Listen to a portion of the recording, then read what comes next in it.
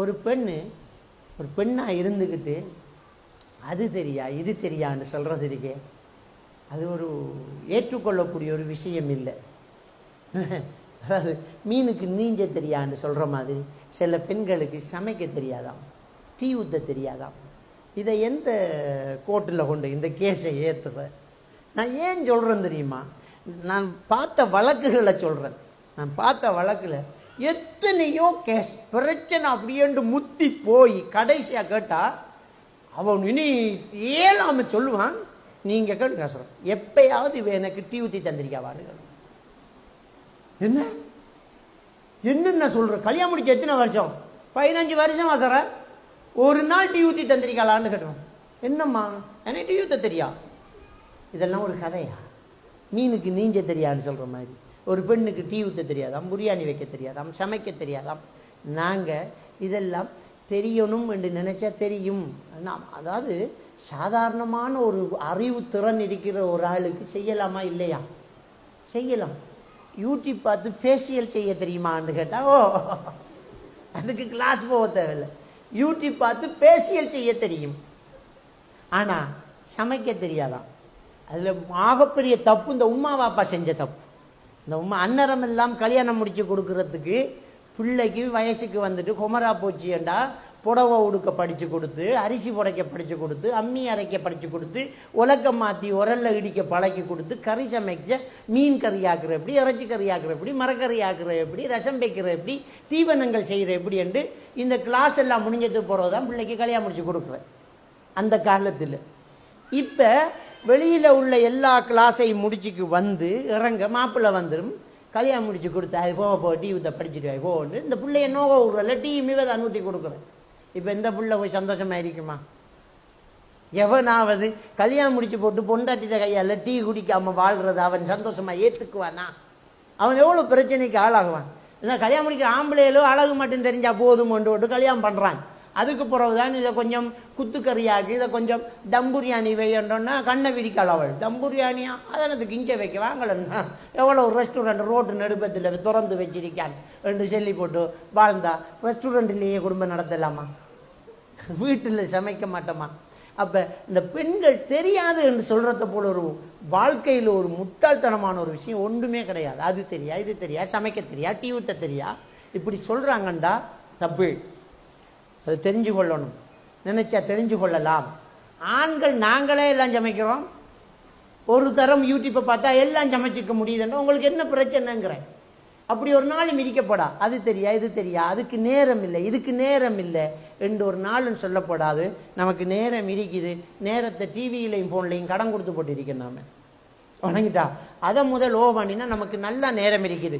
நம்ம வீட்டையும் வச்சு சுத்தப்படுத்தி வீட்டை சமைச்சு நம்ம வீட்டை நல்லா வச்சுருந்து சமைச்சு கொடுத்து புருஷனுக்கும் நம்ம ஆக்கி கொடுத்துட்டு பிள்ளைகளுக்கும் படித்து கொடுத்துட்டு கூட்டாளிமாரோடையும் பேசுகிறதுக்கு நமக்கு நேரத்தை எல்லாம் சரியாக தான் வச்சு படைச்சிக்க. நாம் ஆனால் அதை பயன்படுத்த மாட்டேங்கிறோம். இப்போ எல்லாம் சொகுசாக போச்சே, உடுப்பு கழுவுறதுக்கு மிஷின், பிங்காங் கழுவுறதுக்கு மிஷின், ரூம் டைல்ஸ் மப் பண்ணுறதுக்கு மிஷின், எல்லாத்துக்கும் மிஷினை போட்டு கையிலையும் ஒரு மிஷினை வச்சு குந்தினா நாமளும் மினி மிஷினாக போய் தருவோம்.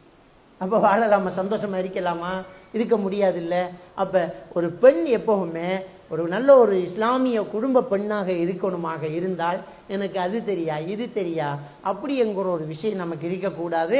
நம்ம வீட்டில் உள்ள பொறுப்புகளை எடுத்து தலைவி தாங்கி நடக்கக்கூடிய ஒரு தலைவியாக நாங்கள் என்ன செய்யணும்? மாறணும். எனக்கு அது முடியும், எனக்கு ஏழும்ங்கிற ஒரு தைரியத்தை நாம் என்ன செய்யணும்? கொண்டு வரணும். எனக்கு முடியும். இங்கிலீஷில் சொல்லுவாங்க impossible is I am possible. இம்பாசிபிள்ங்கிற அதே ஸ்பெல்லிங்கை திருப்பி வாய்ச்சி பாருங்க. ஐ எம் பாசிபிள் அதுக்குள்ளேயே இருக்கும், அதே ஸ்பெல்லிங் தான். அதுவே எனக்கு ஏழும்னு சொல்லுது, உனக்கு என்ன ஏழாது? ஏழான்னு சொல்லக்கூடாது, ஏழும் முடியும், என்னால் ஏழும், எனக்கு முடியும், என்னால் செய்யலாம் அப்படிங்கிற ஒரு நம்பிக்கை இருக்கு. இன்னொரு ஆளை தங்கி நின்று அவங்க வரணும், இதை கிளியர் பண்ணணும், அவர் தான் வரணும் என்று நாம் இதை செய்கிறோம், நாம் இதை சமாளிக்கும், நாம் இதை சாதிக்கும், நாம் இந்த பொறுப்பை பார்த்துக்கிறோம்ங்கிற ஒரு நம்பிக்கை நமக்குள்ள எப்பவுமே இருந்துக்கிட்டு இருக்கணும். இது ரொம்ப பெரிய ஒரு முக்கியமான ஒரு விஷயம். அடுத்தது ஒரு மார்க்கத்தில் தெரியாத விஷயத்தை கற்றுக்கொள்ளணுங்கிற தாகம் நமக்கு எப்பவுமே இருந்துக்கிட்டே இருக்கணும். நமக்கு தெரியணும், தெரிய வரணும். நாம் ஒவ்வொரு நாளும் ஏதாவது ஒரு புதிய விஷயத்தை கற்றுக்கொள்ளணும். மார்க்க விஷயத்தில் ஒரு அக்கீதா, ஒரு குர்ஆன், ஒரு ஒரு ஒரு ஒரு ஹதீதை நாம் கற்றுக்கொள்ளணும் அப்படிங்கிற தாகம் நம்மக்கிட்ட இருக்கணும். நம்ம முழுமை பெறல, நம்ம தெரிஞ்சிக்க வேண்டிய மார்க்க விஷயங்கள் எவ்வளவோ இருக்குது. நம்ம படிக்கிறதுக்கு வயசெல்லாம் கிடையாது. நாம் இன்னும் படிக்கணும், இன்னும் தெரிஞ்சுக்கொள்ளணும், நாம் இன்னும் இபாதத்தில் ஈடுபடணும், அல்லாஹ்வை நாம் இன்னும் நெருங்கணும் அப்படிங்கணும். ஏனென்றால் நம்ம வாழ போகிற இடம் மறுமை தான். இது தற்காலிகமானது, இது தற்காலிகமானது. மௌத்துக்கு பிறகுள்ள வாழ்க்கை தான் நிரந்தரமானது. அதுக்கு நம்ம தயார் செய்யணும். அப்போ உமர் ரலியல்லாஹு தஆலா அவங்க சொல்கிற மாதிரி ஹாசிபு கபில அன் துஹாசபு, உன்னை மறுமையில் நிறுத்தி கேள்வி கேட்கறதுக்கு முன்னாடியே இப்பயே நீ உன்னை கேள்வி கேட்டுக்கோ, நீ என்ன செஞ்சிருக்கிற மறுமைக்காக அப்படின்னு.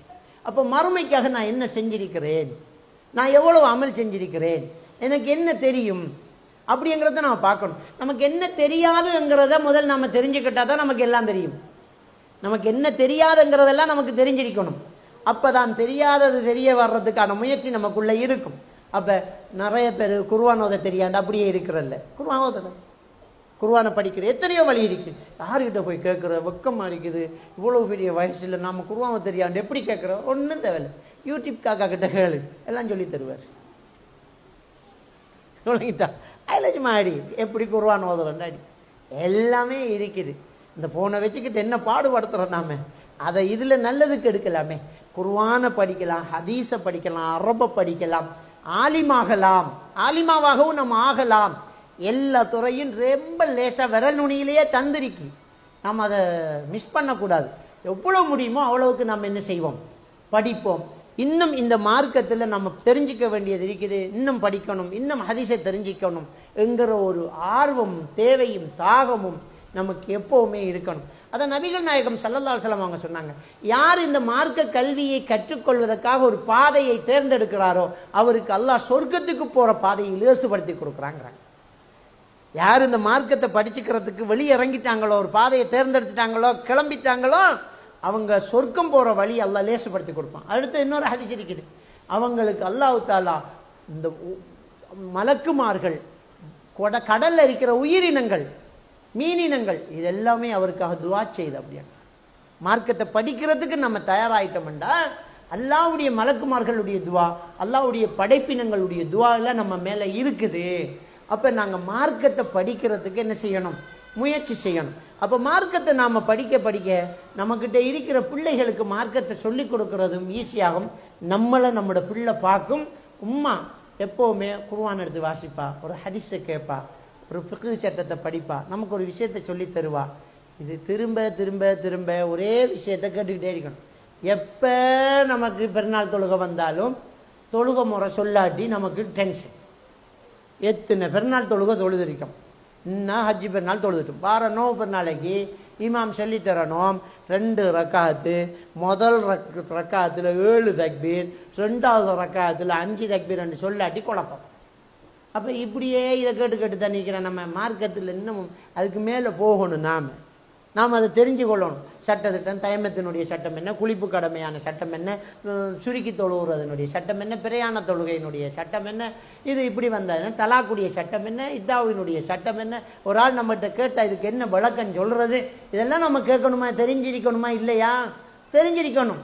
அப்போ அந்த சட்டங்களை, மார்க்க விஷயத்தை தேடி படிக்கக்கூடிய ஒரு ஆர்வம் நம்மக்கிட்ட இருந்துட்டுன்னு சொன்னால் அது நல்ல ஒரு சாலிஹான, ஒரு இஸ்லாமிய, ஒரு முன்மாதிரியான ஒரு குடும்ப பெண்ணாக நாம் என்ன செய்வோம்? மாறுவோம். அப்போ நபிகள் நாயகம் ஸல்லல்லாஹு அலைஹி வஸல்லம் அவர்கள் காலத்திலேயே அப்போ உள்ள பெண்கள் பெரிய ஒரு சமுதாயத்தை வழி நடத்தக்கூடிய பெண்களாக, அன்னைக்கு இருந்த அந்த சஹாபி பெண்களுக்கிட்ட ஃபத்துவா கேட்டு ஆண்களே சில ஃபத்துவாக்கள் ஆயிஷா நாயிட்ட போய் கேட்பாங்க, இதுக்கு என்னம்மா செய்கிறது அப்படின்னு கேட்பாங்க. அந்த அளவுக்கு அவர்கள் கற்றுத்தெரிந்த பெரிய பெரிய ஒரு ஒரு ஒரு இமாம்களுடைய அந்தஸ்திலேயே இருந்திருக்கிறாங்க என்றால் கண்டிப்பாக ஏன் முடியாது? நம்மளால் ஏன் முடியாது? முடியும். நம்ம மார்க்கத்தை படிப்போம். நம்ம பிள்ளைகள் நம்மக்கிட்ட இருந்து படிக்க போகுது. எனவே நாங்கள் அதுக்கு ஒரு முன்னுதாரணமாக, ஒரு வழிகாட்டியாக இருக்கணுங்கிறத நாங்கள் எடுத்து நடக்கணும். எல்லாம் அல்லாஹ் சுப்ஹானஹு வ தஆலா நம் அனைவரையும் ஈமானோடு வாழ வைத்து ஈமானோடு மரணிக்க செய்வானாக. வாஹிரு தாவானா அல்ஹம்துலில்லாஹி ரப்பில் ஆலமீன்.